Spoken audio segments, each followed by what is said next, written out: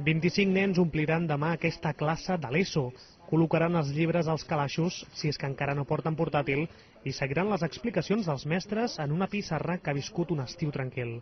Avui, en canvi, als passadissos es respirava un aire de calma tensa abans de començar un curs escolar ple de novetats. La més immediata, l'avançament una setmana de l'inici de les classes, una mesura que ha provocat molts maldecaps entre els mestres. Aquest matí encara es reunien per acabar de tancar horaris, tutories o llistes d'alumnes. De fet, la primera setmana de setembre ha estat especialment intensa. Hem treballat de matins i tarda, la feina de l'escola de fet no s'acaba mai. Molta feina que la gent pot pensar que el juny pot acabar deixar feta, no pot ser, perquè hi ha moltes classes d'organització, molts temes d'organització de classes, de llistes d'alumnes, de desdoblament, etc., que s'han de fer el mes de setembre. Realment ha sigut molt intensa i ens queda feina per fer doncs, en els dies que vindran.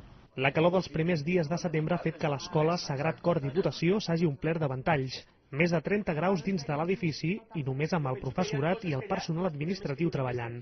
Sense aire condicionat, com passa a moltes escoles, la temperatura es podria disparar quan arribin els centenars d'alumnes que estan matriculats. Una primera setmana de setembre atípica, amb jornades de matí i tarda i sense temps perquè els mestres es formin. Altres vegades el mes de setembre l'utilitzàvem també de formació. En aquest cas aquest any doncs, no pot ser perquè les hores ens queden curtes per l'organització del curs i per tant ho farem al llarg de l'any. El nou calendari escolar que el govern considera en teoria més europeu ja és aquí a punt per ser avaluat a la pràctica pel sistema educatiu català. Demà més d'1.250.000 alumnes reprendran els seus estudis tot desitjant aprovar el curs i no haver d'escoltar el soroll agut de les alarmes de seguretat. Per cert, el simulacre del dia abans ha estat tot un èxit.